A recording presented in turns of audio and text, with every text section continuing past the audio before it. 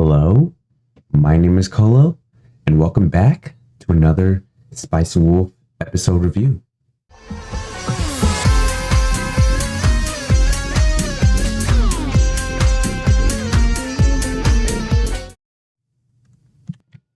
Okay, let's begin. So the episode starts off with the final time talking to Zarin, because this is the last time we'll be seeing him. While this conversation is going on, you do see some people from the Medio company listening in. Then after that, the opening plays and they get done speaking to Zarin, and then goes to speak to one of the people from the Mylone Trading Company, and they talk about all the information Lawrence has about Zarin and what he's doing, or what the mastermind is doing. And now they've presumably set up a deal, so that'll take place later. And then they go back to the inn. Holo's drinking a little bit, and Holo remembers her first ever friend, she says, by looking at Lawrence rocking back in his chair. And then the next day, they go over to the Mylone Trading Guild and meet Marlhite, the branch manager. And they set up the shares for this deal they're making, and Lawrence is pretty happy about it. He does say he might get 10% of the 400,000 coins that they'll be moving in this process. And then after that, they go back to the inn because Holo's feeling a little hungover. And back at the inn, because Lawrence just made that deal with the Mylone Trading Company, he starts to draw his ideal store that he'd love to build one day. And because of this, Holo gets a little lonely because Lawrence says he might want to do this sooner rather than later. But Lawrence tries to reassure her that he will definitely take her to Yoit's before any of that happens. And in this next part, you really get to see how lonely Holo can get, how living as long as she has taken a little bit of a toll on her. But this is definitely what makes Holo who she is. And then after this scene, they go to bed, and then Holo appears in Lawrence's bed, and she tells Lawrence what she forgot the other night, which that would be the Mylone Trading Company people trying to interfere with what Lawrence and the Mylone Trading Company is trying to do.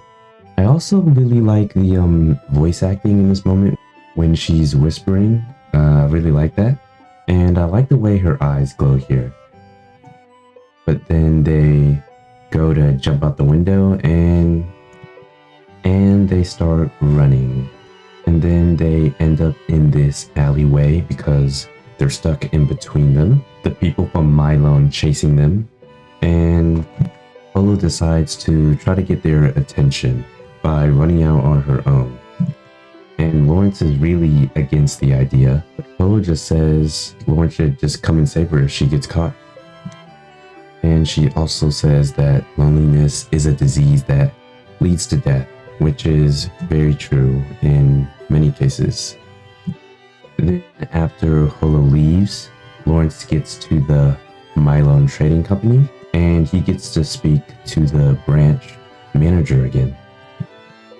Lawrence wants help trying to save Holo from the situation she's in now, and the branch manager, Marlhite, doesn't really care to do that because he's already gotten the information from Lawrence. So he doesn't really have to care about Lawrence or Holo. And he doesn't want to invest any more money into saving Holo. That's what he says at first, at least. But then he tells Lawrence to think, why would they be doing this? Why are they trying to intervene and stop Lawrence and Holo from getting to the Mylone Trading Company and resolving this whole deal?